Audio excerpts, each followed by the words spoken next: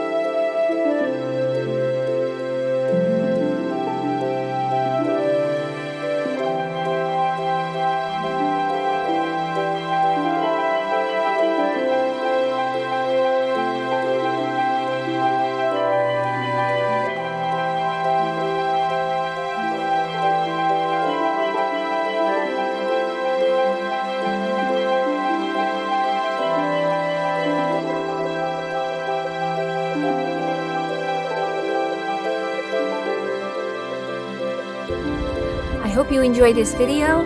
Thank you for watching. Please make sure to subscribe.